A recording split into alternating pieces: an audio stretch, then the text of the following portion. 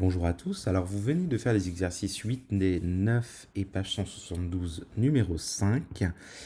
Et donc qu'est-ce que vous avez découvert? Vous avez donc fait un tableau et vous avez vu que par exemple la première fonction était une fonction linéaire et on avait un tableau de proportionnalité. Dans le deuxième exercice, on avait une fonction affine, ce n'était pas un tableau de proportionnalité. Et dans l'exercice page 172 numéro 5, on avait une fonction linéaire et on obtenait un tableau de proportionnalité. Donc qu'est-ce que ça veut dire? Ça veut dire que les fonctions linéaires traduisent des situations de proportionnalité. Effectivement, pour obtenir le nombre suivant l'image, il suffit de multiplier toujours par le même nombre. Voilà. Donc qu'est-ce que ça veut dire? On va le noter dans le cours.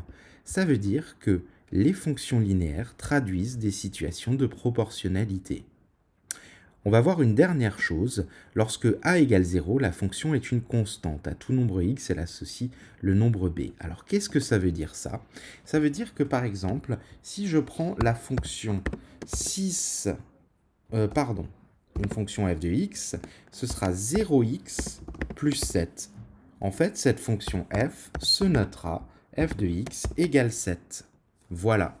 Et donc, ça, c'est ce qu'on appelle une fonction constante. Donc c'est aussi une fonction affine particulière qui est une fonction constante à tous les nombres, c'est-à-dire que si on remplace par 5, on aura l'image de 5, c'est 7, l'image de 9, c'est 7, l'image de moins 12, c'est 7. C'est une fonction qui donne toujours 7. La fonction g de x égale moins 12x, et aussi moins 12, et aussi une fonction constante.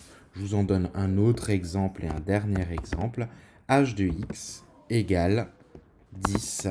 Et donc, c'est bien une fonction constante. Voilà, on notera ça dans le cours et ensuite, on passera à la suite.